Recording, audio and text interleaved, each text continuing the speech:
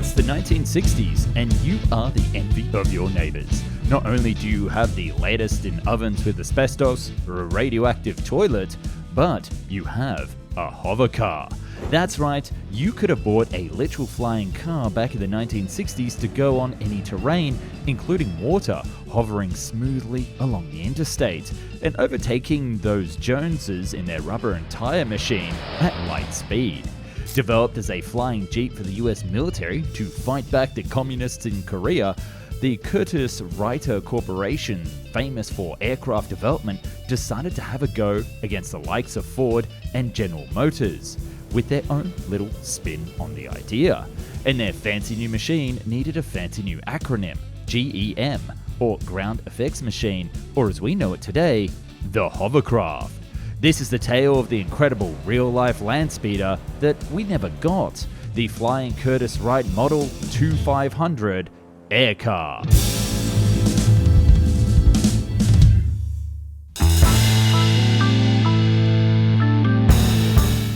After World War II, the military-industrial complex had an issue.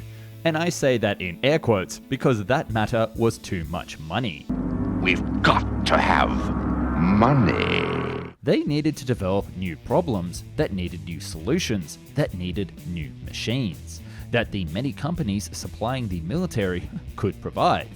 One of these issues that the military identified was amphibious landing and transport craft. The little boats that were used on D-Day, while effective, were not the perfect idea, and many of the floating amphibious tanks sank along the coast. With the war in Pacific and later Korea showing that landing on a rocky shore was brutal at the best of times, this was made a top priority. The specific plan was for a new small light amphibious tactical vehicle, like the same footprint of a Jeep, that operated in a different way rather than the usual wheeled, tracked or hull-based model that had so far been utilised. Normally it would be naval suppliers that would bid for these contracts, but Curtiss-Wright jumped on board with their idea that aircraft engines could provide the solution. Inspired by the work in the UK on ground effect vehicles, essentially hovercrafts, that had been made 5 years before, they developed a small American equivalent called the Aircar 2500. Now, this car concept was such a revolutionary idea only because it was so out of the box. A hover car that was essentially the next generation compared to a car with tires and wheels that run on a road. It's such a mind-boggling idea. And you know what? It gets me thinking, what else in my life, like my car, could be upgraded?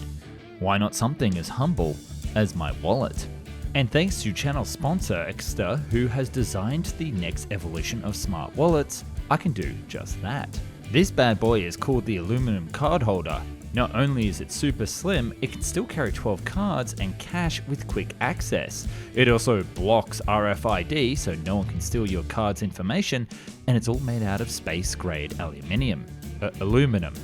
I'll let you decide. But better yet, I also grabbed a new Exeter Finder card, which allows me to track my wallet on my phone, and because it's the size of a credit card, it just goes right in the wallet. It's that simple.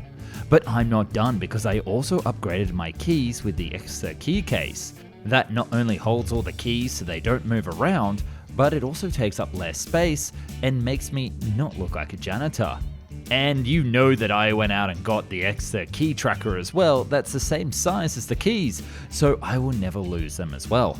Honestly, it took me a very long time to find the right product to upgrade my wallet game, and Exeter delivers in spades. But I also have something for you as well. They have an upcoming Christmas sale where they'll be 50% off, but with my code, Found and Explained, you'll get up to 55% off their huge range of amazing products. So go check them out after the video.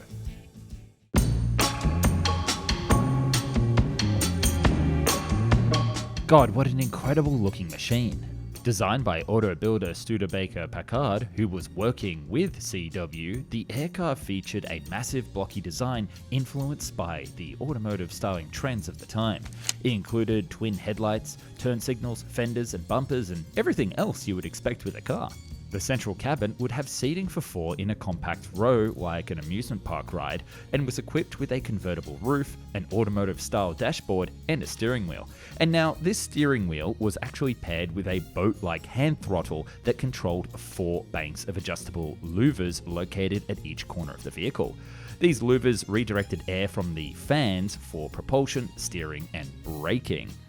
So it didn't actually have any pedals like we would see on a normal car.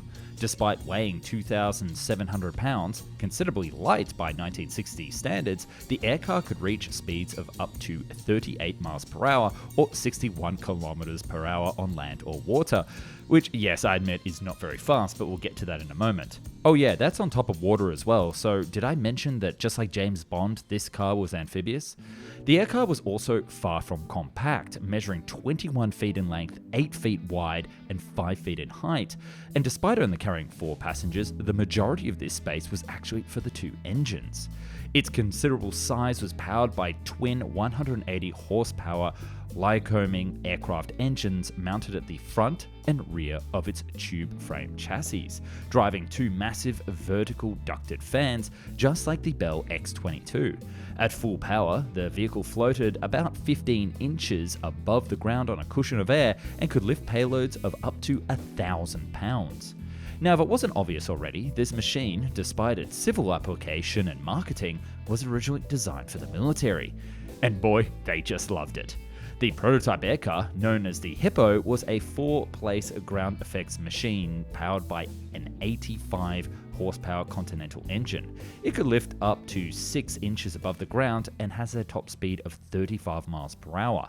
2 of these prototype machines were bought off the shelf for research by the Army Transportation Research Command in 1960 for engineering evaluation, demonstrating their interest in the innovative design. But this was a massive green light to CW, who would go on to develop an entire range. They would come up with something called the single-seat aircar that had a glazed cockpit, possibly the one described as an off-highway vehicle. There was a variation on the prototype that also had 4 seats for commercial applications. There was a utility aircar, possibly for the military, and of course the planned production version of the Model 2500. And beyond that, well, they wanted to come after every market segment in the automobile industry. From a large 2-seater with cool 1960s fins, a monster-looking sedan that had a more powerful engine, a funky one that looks more at home on the water like a speedboat, and even a utility one like a pickup truck and one designed for rural activities. Curtiss-Wright and its automobile division were so optimistic that they even expoed the prototype at the Daytona Speedway. So why did we never get our hover cars?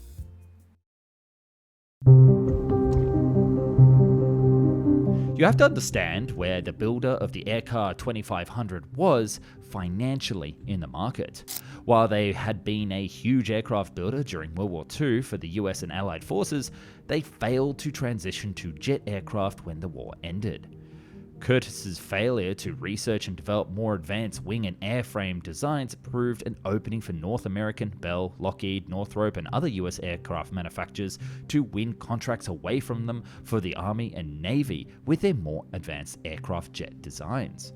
With the rapid development of this jet engine technology and near supersonic flight, this technological lag at Curtiss-Wright made them lose a number of critical post-war military aircraft orders. By 1956, they ended up selling most of their aircraft manufacturing to North American Aviation for a tidy sum, and found themselves in a position to involve in other industries with their production expertise, although not research and design, obviously. That very same year, financially strapped automaker Studebaker Packard entered into a management agreement with Curtiss-Wright to allow the nation's 5th largest automobile manufacturer to avoid insolvency. You're probably wondering exactly how this happened. Basically, the automobile builder had terrible sales losses of their latest cars, and they needed to rely more on military contracts, and that was something that CW had plenty of experience with. So they agreed to help financially and come on to acquire those contracts. They of course would actually gut the entire company whilst they were doing that, but that's a very political topic that we're not going to get into today. But that's how we got our air car. It was a car builder's dream military project, and with the aerospace builder to manage it and make it fly, it was a match made in heaven. Well, kind of. You see, despite it all working well on a flat surface and on the water and looking very shiny in great glossy marketing materials, on rough terrain, this machine was terrible. The military, even though that they had their 2 prototypes, decided to abandon the program after extensive testing.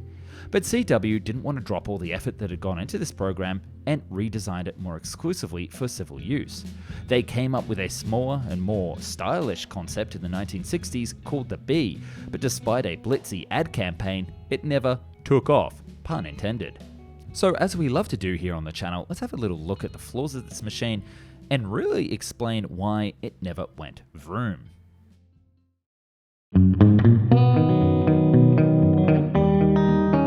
Now, this was all technically a new type of machine, something that didn't have the infrastructure, the market understanding, the spare parts industry, mechanical knowledge, etc. It was like dropping a helicopter into a pre-World War universe. It was simply too big of a new concept to do well. And that wasn't helped by the fact that it was trying to replace the car. But not only was it lacking in practicality, size, noise, and maneuverability, it was also very slow because it could only do 38 miles per hour. It was just not as good as a car on land, nor a boat at sea. So people were like, what's the point? And then there was also the fun question of how to stop. Well, precognitive anticipation, of course, but if you can't see the future, then unfortunately, you're just out of luck. Because it's a hovercraft, you're actually just drifting. Whether you like it or not, you're just flowing around on a bubble of air and nothing is actually touching the ground. Now imagine that you're driving on the interstate in a lane and there's a turn coming up. How do you stay in your lane and not hit oncoming traffic? Yikes. This would pretty much turn Rush Hour into a game of bumper cars. You could imagine how much the insurance would cost. And now for my own personal opinion. The aircar seems to have been little more than a creative way to extract defense funding from the Pentagon. It's amusing to think about a 30-foot long vehicle, mostly hollow, boasting over 300 horsepower, yet it was incapable of really climbing hills. Somehow it managed to seat 4 people and have a convertible top at the same time. Who was this made for? And one of the most charming details is the illustrated ad featuring a woman in the passenger seat. Imagine the experience of floating through the countryside on this massive contraption with 2 enormous fans roaring away is both fascinating and slightly absurd. It would be so ridiculously loud and not comfortable at all. It's safe to assume that the conversation was not the priority or even a possibility with a very attractive passenger. So, in all practicality, it's kind of obvious why it never went ahead. CW would eventually end its partnership with the auto builder and the concept would vanish. But fortunately, both the prototypes still exist today, with one being at the US Army Transportation Museum in Virginia, and the other one, well, it's in much rougher shape, and as of 2015 was sitting near a warehouse in New Jersey. If you enjoyed this video, then you'd also love to know that I've got another one on hover bikes. That's right, we already made a hover bike back in the 1960s, 2 designs actually, and you could have had one today because by all accounts, it was amazing. So click the link and go check it out. Hey, don't forget that we have 55% off at Exeter. The perfect gift for this upcoming Christmas is right there. And use my code down below, found and explained, for that 55% off.